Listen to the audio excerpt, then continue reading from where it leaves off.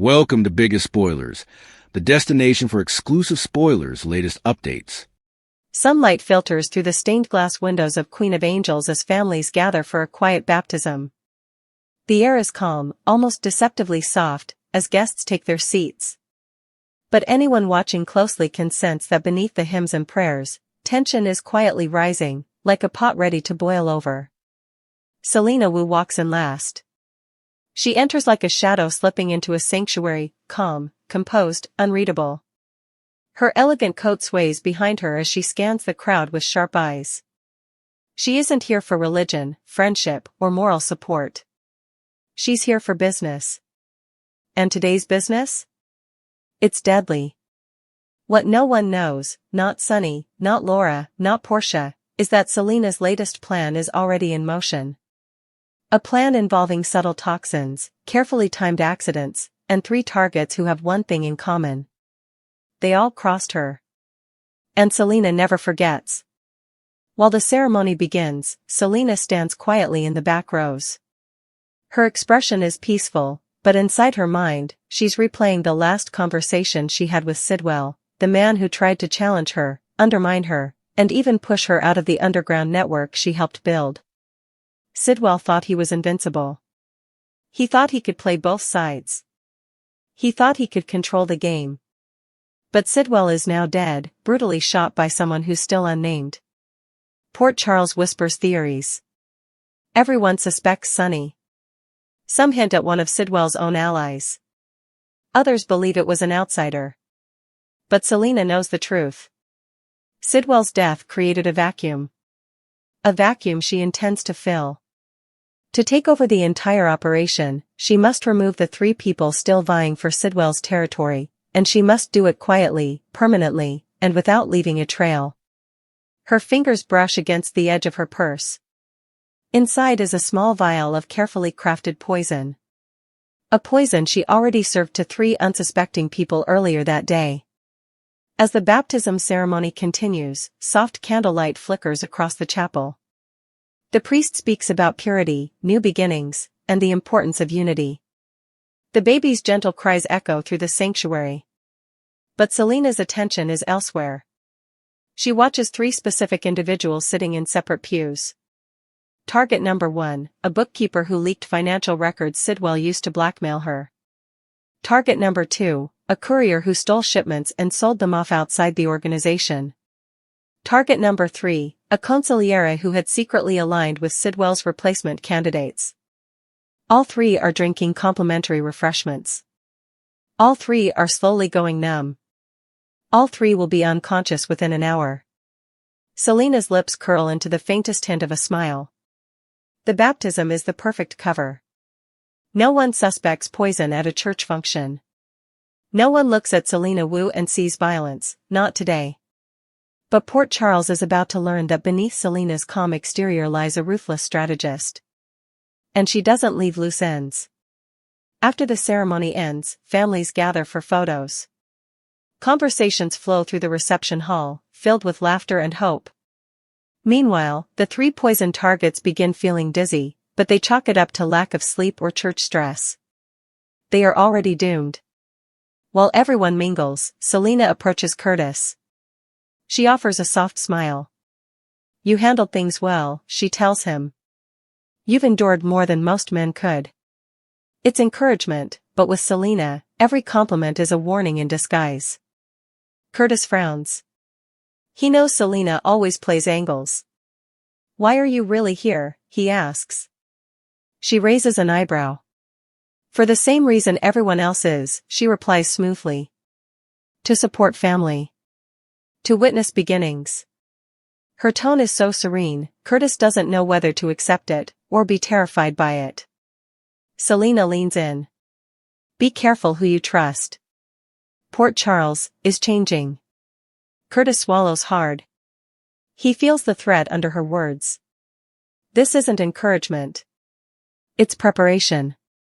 Selina is warning him because she already knows she will soon reshape the entire hierarchy. Midway through small talk and finger foods, the first victim collapses. He drops his plate. He gasps for air. Guests scream. Selina freezes, but only for dramatic effect. On the inside, she's already calculating next steps. Portia rushes forward. Call 911. Now. Laura grabs towels. Curtis kneels by the man's side. Selina steps back, clasping her hands. Someone shouts, "Is it a seizure?" Someone else cries, "Is he choking?" Selina keeps her face neutral. She listens to the panic she created. Paramedics rush in minutes later. But it's already too late. The first victim stops breathing. Selina whispers under her breath. One down. As chaos erupts, Sonny arrives at the scene, clearly irritated at the disruption of a family event. What the hell happened here? He barks. No one knows yet that 2 more collapses are coming. Selina steps forward. I was just speaking with him moments ago, she says softly. He seemed nervous.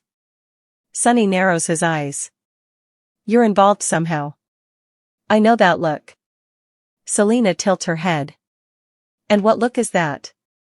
The one you get when you've already decided someone's fate. Their eyes lock. This is no ordinary suspicion. This is the beginning of a war between 2 titans. You better not be stirring trouble in my town, Sonny warns. Because if you are, I'll end it. Selina smiles calmly. You think Port Charles belongs to you? That era died with Sidwell. Sonny stiffens. You watch yourself. Selina steps closer, voice barely above a whisper. Oh, Sonny. I'm done watching. It's time you learned what real leadership looks like. The threat hangs in the air like smoke. While Sonny and Selina glare at each other, a woman nearby collapses. People scream again. Selina turns quickly, too quickly. This one hits the floor, shaking violently before going still. Another victim. Another death. Portia is horrified. Sonny's eyes flick back to Selina. You know something, he says. Selina places a hand on her chest, mimicking shock. This is terrible. So much tragedy in one day. Cut the act, Sonny snaps. Ava slinks over. 2 collapses? In one place? That's not coincidence. Selina raises an eyebrow. And what are you implying? Ava leans in. That you're behind it. Selina whispers back. If I were, you wouldn't be brave enough to tell me to my face. Ava blinks, shocked at the direct threat. Sonny steps between them. Enough. But Selina has already turned her back, gliding toward the door with measured grace. Behind her, the second victim dies. Her plan is working perfectly.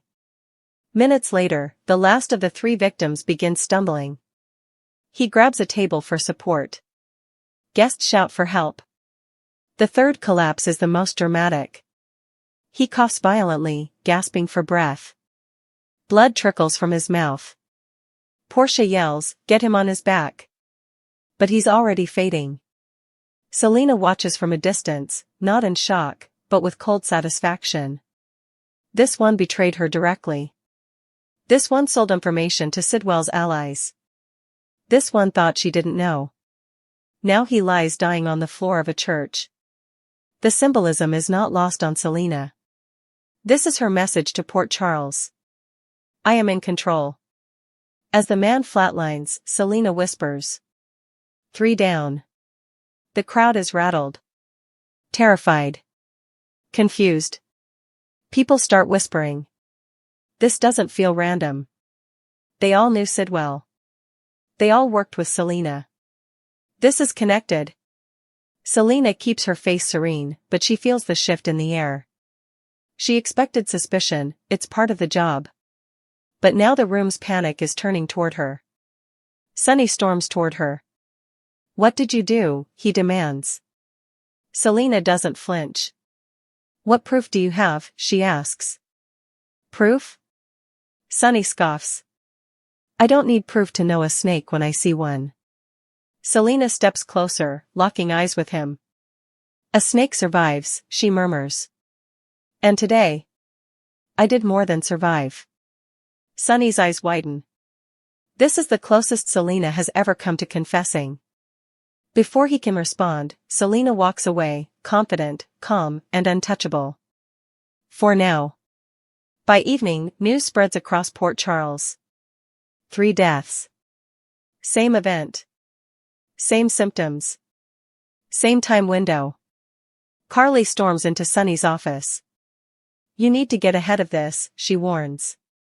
If Selina is behind this. She is, Sunny snaps. And she's about to learn who she's messing with. But Sunny is too late. While he plans retaliation, Selina is already moving pieces on the board. She has been consolidating her alliances, threatening weak links, bribing officers, and spreading carefully planted rumors. Sidwell's empire is fractured. His associates are panicking. And Selina Wu is the only one with enough cool-headed brutality to seize full control. In a dimly lit warehouse, Selina meets with Sidwell's former lieutenants. They stand in a semicircle, unsure whether to fear her or attack her. Selina steps forward. Sidwell is dead, she says calmly. This organization needs a leader who understands discipline, precision, and power. One man scoffs. Why should it be you? Selina's smile is slow, dangerous. You're welcome to challenge me, she replies. But you won't live long enough to enjoy the victory. The room goes still.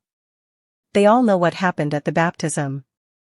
They all know she killed the last 3 who opposed her. They all know she is not bluffing. Finally, one lieutenant lowers his head. What are your orders? The others follow. And just like that, Selina Wu becomes the new boss of Port Charles. Sunny hears the news first. He slams his fist on his desk. No. I'm not letting this happen. But the truth is undeniable. Selina's reign has begun. Ava is next to find out. She mutters, God help us. Curtis feels dread coil in his stomach. He knows his club is in danger. The Wuss never give without taking. Brick warned Sunny. She outplayed everyone. She eliminated her competition and made it look like fate. Sunny growls. She poisoned 3 people in a church. A church. Brick nods. She's sending a message. Sunny stands. Then I'll send one back. As night falls, Selina returns to her casino. Her workers bow slightly as she passes. She pours herself a drink, stands before her mirror, and whispers. Sidwell thought he could control me. They all did. Now I control everything. Her phone buzzes. A message from an unknown number. I know what you did. Selina smirks. Then come find me. She puts the phone down, lifts her chin, and walks back into the casino. The queen of a kingdom she built with silence, shadows, and slow, deadly poison. Port Charles is no longer Sunny's battlefield. It is Selina Wu's empire. 3 deaths marked her rise. A baptism marked the beginning. And Sidwell's fall sealed her throne. But power comes with enemies. And Selina's victory is only the start of a new war. Sunny is angry. Curtis is afraid. Ava is watching. And someone unseen knows exactly how Selina pulled it all off. Nothing is calm now. Nothing is sacred. Selina Wu has rewritten the rules. And Port Charles will never be the same. Suckers can anticipate Justine Turner to put a scheme in stir. Carly Spencer is ambuscaded by Valentine Cassadine. Plus, Laura Collins and Sonny Corinthos compare notes. Keep reading, and let's talk about what's coming up in the ABC Cleaner pieces. Carly Spencer ambuscade. Let's launch off with Carly and Valentine. Suckers know that Carly wanted vengeance on Jack Brennan. The woman has been playing Jack while intimately working with Valentine. Still, it seems that Carly might realize that was a mistake. Carly is ambuscaded in her home by an escaped Valentine. When she orders him to get out of her house right now, Valentine just stands there. Commodity dark is in Valentine's eyes, and I worry that Carly has put herself in peril. Nathan West's arrest. Dante Falconeri warns Nathan West that Valentine will do whatever it takes to get to Charlotte Cassadine. Still, on Tuesday, Charlotte is relieved. Also, the coming day, Nathan makes an arrest. Sonny Corinthos compares notes. General Hospital spoilers for the coming week reveal that Laura and Sonny meet up to compare notes. Meanwhile, Jacinda Breckel and Michael Corinthos get indeed closer. It's also stated that Michael needs a favor from Christina Corinthos Davis. Love stories and risky propositions. Marco Rios will do his stylish to invite Lucas Jones. Jen Sidwell has a shocking offer for someone. Plus, Drew Kane has his own shocking offer to deal with. Alexis Davis tests Willow Tate Kane. Jason Morgan will stand watch over Britt Westbourne. What differently to anticipate? As for what differently to anticipate, Justine has a plan and explains her coming move. Also, Molly Lansing Davis tells someone a secret. Will she open up about seeing Cody Bell and Britt dancing together? Indeed, though Britt tried to get a kiss from Cody, he pushed her down. Molly didn't see that part, however. Cody has no idea that Molly saw him with Britt. So, Cody might suppose that Molly just no way showed up. Can this love be saved from yet another horrible misunderstanding? General Hospital spoilers allude that Molly Lansing Davis's love life will be derailed. Does Molly earn better than Cody Bell and his romantic blunders? GH suckers know Molly went through a rough time after the loss of the baby and her split from TJ Ashford. Molly could use some love and happiness, but is Cody the right person to give her those effects? Cody Bell has passions for Molly Lansing Davis. Cody surely has passions for Molly, who's drawn to him too despite trying to fight those passions originally. Molly and Cody lately participated a cotillion together at Brown Dog Bar, so it looked like they were eventually on the verge of moving this love along. Unfortunately, there may be some new difficulties during the week of December 1st to 5th. General Hospital spoilers for the December 4th occasion indicate that Molly will feel the sting of a reversal. It sounds like there'll be some situation that leaves Molly feeling worried and rejected. Cody has a knack for pulling down because of his own precariousness, so he might turn down a date or ghost Molly when she tries to reach out. This might indeed be about the secrets Cody's keeping and the falsehoods he's told. Cody went on with the fake story about chancing Rick Lansing while out walking with Outback, but that's not what really happened. Molly Lansing Davis says Cody Bell is her idol. Molly has been praising Cody as the idol who saved Rick after his cult escape, but Rick was actually held interned by Alexis Davis, Ava Jerome and Christina Corinthos Davis in the basement. Of course, Alexis and the others are hoping to keep Molly out of the circle on Rick's time in prison. That way, they can also keep Molly in the dark on the blackmail drama and the fact that Christina nearly killed Rick by accidentally sabotaging his auto rather of Ava's. Indeed so, Cody may struggle with some guilt since he's deceiving Molly. It is a great way to start off a relationship and could be the reason Cody maybe leaves Molly feeling rebuffed in the week ahead. How do you feel about Cody and Molly as an implicit couple? Do you suppose Molly deserves better, or are you hopeful about Cody being the right man for her? Tease Brooklyn Quartermain has a heart-to-heart talk, while Lucas Jones wouldn't make defenses. In the meantime, at Carly Spencer's house, she confronts Valentine Cassadine. Brooklyn Quartermain's heart-to-heart talk at the Quartermain manse. Brooklyn sits with her father, and she tells Ned Quartermain it's the part one lament the most. She's presumably pertaining to the act of Dante Falconeri alienating Gio Palmieri. Gio eventually accepting her as his mama, and indeed calling her mama, was a happy relief for Brooklyn. He eventually understood why she gave him up as a teenager, and of course, when he and Emma Scorpio Drake saved Ned, Gio clicked with him as his grandpa. But they can be thankful for the progress they made, and that Gio and Emma were there when Ned demanded them the most. That's what family is supposed to do for each other. Lucas Jones snaps away. Lucas is dining out with his swain Marco Rios during an exercise clip for General Hospital's December 8th show. It's egregious that they're agitating Lucas' family, Carly, and her station about Marco. Lucas tells Marco it's not okay, and he's not going to pretend else. Carly had come to the sanitarium to try and make amends, missing him at Thanksgiving, but he'd refused to go. As far as Lucas is concerned, Carly is being hypocritical, because of her once marriages to Sonny Corinthos for making Marco shamefaced by association. The way Lucas sees it, in malignancy of Jen Sidwell having been a bad Joe in Somalia and maybe is one now, it doesn't make Marco one. Dante Falconeri's solicitude in the meantime, at the Port Charles Police Department, Dante has gotten word of Valentine's captivity escape. He missions Nathan West, and tells him nothing will keep Valentine from getting to Charlotte Cassadine. He probably wants Nathan to go to Lulu Spencer's house to be on the lookout there. Valentine has escaped captivity, is in city on the loose, and everyone, including Dante, is concerned. Lulu Spencer's fear obviously, Lulu has been made apprehensive of Valentine's escape, as she's running out towards the frontal door of her house, yelling for her children. It sounds like Charlotte isn't the only one she's upset about, as she yells towards the open frontal door for both. Charlotte and Rocco Falconeri must have just gone through the door or be nearly in the yard. She yells, "Charlotte and Rocco, get in the house now." She thinks that Valentine may be coming for Charlotte, but she may suspect that Rocco would try to cover his family, so this means both kiddies are in peril. Jocelyn Jacks is concerned still in the WSB office, where Jack Brennan had summoned her for a strict lecture during the December 5th show. Jocelyn Jacks reacts to the news that Valentine's escaped.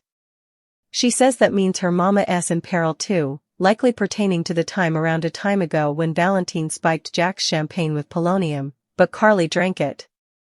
It was fortunate for Carly that Robin Scorpio Drake had developed a cure for polonium poisoning that had cured Luke Spencer. The bane was meant for Jack, with an angry Valentine wanting vengeance for putting Charlotte in peril. Jack's mischief adjunct had shot up a cafe where he, Charlotte and Lulu had been meeting. Dispensable to say, the cure worked magically. Carly Spencer doesn't back down. Carly had been working with Valentine against Jack, but she obviously didn't intend for him to break out of captivity and show up at her house. She nearly hit him with a fire poker, but he got it out of her hands. Yet, she's veritably stern during Monday's show as she tells him he needs to get the hell out of her house now.